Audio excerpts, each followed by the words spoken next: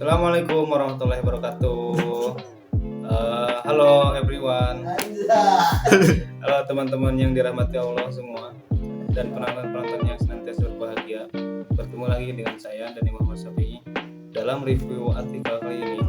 Artikel yang kita bawa yaitu artikel mengenai sejarah perkembangan Islam di Mataram dan di Samudra Pasai. Oke.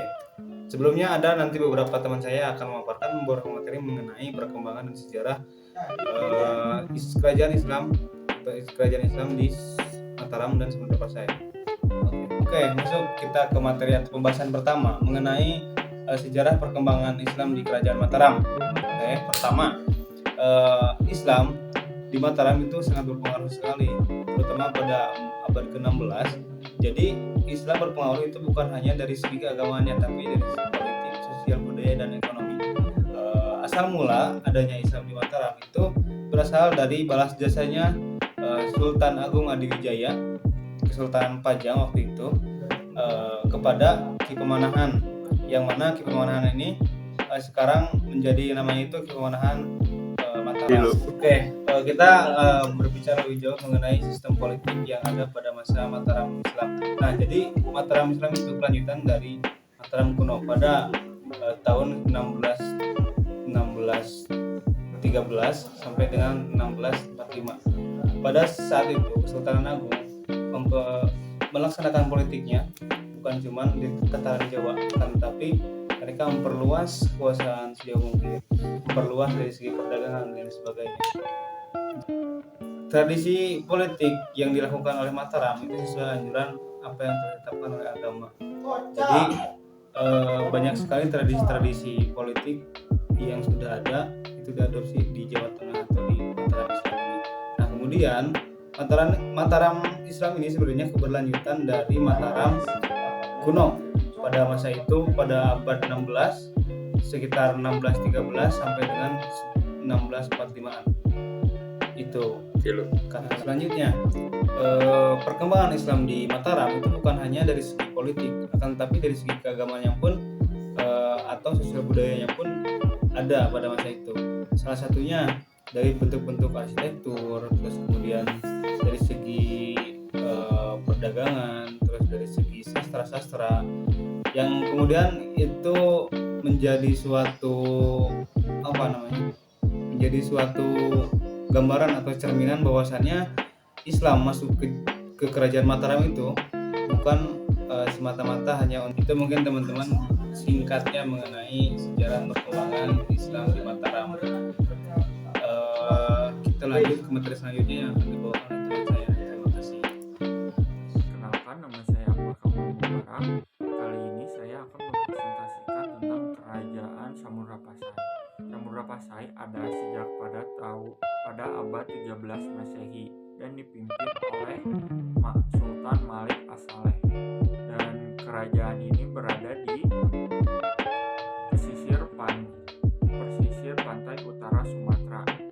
Dan kerajaan ini juga menjadi pusat perdagangan rempah-rempah internasional dan menjadi cikal bakal perkembangan agama Islam di Asia Tenggara. Dan kerajaan Samudra Pasai ini juga menjadikan agama Islam menjadi landasan hukum dan kebudayaan. Perkenalkan, nama saya Davin. Di sini saya akan sedikit review artikel terkait pendahuluan dan metodologi penelitian. Untuk judul artikelnya yaitu Perkembangan Peradaban Islam pada masa Kerajaan Islam di Indonesia, Kerajaan Mataram Islam dan Samudra Pasai. Untuk penulis di sini ada 6 penulis, dan juga di dalam abstrak terdapat 5 keywords atau kata kunci. Langsung saja kita masuk pada pendahuluan. Untuk pendahuluan di artikel ini begitu komprehensif, menyeluruh dengan 6 paragraf ya. Untuk paragraf pertama itu menjelaskan tentang orientasi penyebaran terkait sejarah masuknya Islam ke Indonesia. Yang kedua yaitu menceritakan atau menggambarkan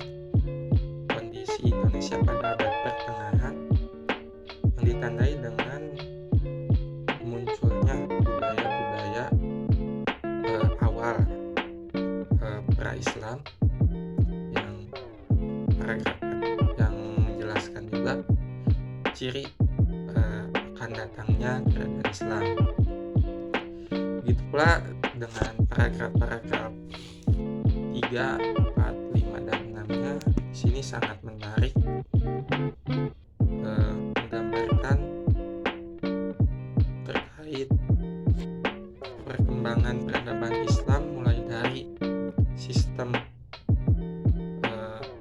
budaya yang masuk oleh bangsa-bangsa dari luar Indonesia atau luar Nusantara pada waktu itu, sehingga dapat diterima oleh masyarakat Indonesia atau Nusantara pada waktu itu. Akhirnya sedikit demi sedikit masyarakat Indonesia menjadi terpengaruh oleh ajaran agama Islam yang dibawa oleh bangsa dari luar Nusantara. Terkait metodologi penelitian, tentu di sini menggunakan metodologi penelitian sumber pustaka atau perpustakaan atau search library.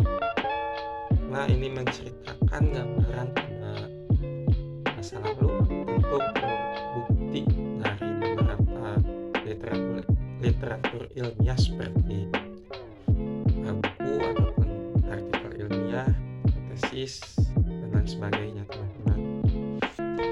Mungkin sekian saja yang bisa saya sampaikan. Lanjutkan pada review.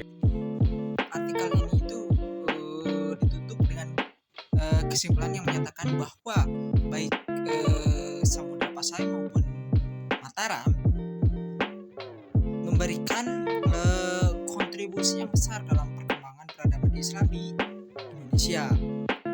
Kedua kerajaan ini memainkan peran pita dalam proses Islamisasi di Nusantara, baik melalui jalur perdagangan maupun integrasi kebudayaan lokal. Jadi, secara keseluruhan, artikel ini memberikan wawasan yang mendalam tentang bagaimana peradaban Islam berkembang di Indonesia pada masa kerajaan-kerajaan Islam. Penulis artikel ini berhasil menyajikan fakta sejarah dengan cara yang mudah dipahami dan memberikan konteks yang jelas tentang dinamika sosial politik pada masa itu. Kelebihan dan kekurangan dari artikel ini, yaitu yang pertama ada kelebihannya pemaparan yang jelas dan terstruktur dengan baik, menyajikan kontribusi sosial, budaya, dan politik Islam di Indonesia. Sedangkan kekurangannya yaitu artikel ini terlalu fokus pada dua kerajaan, kurang membahas kerajaan Islam lainnya yang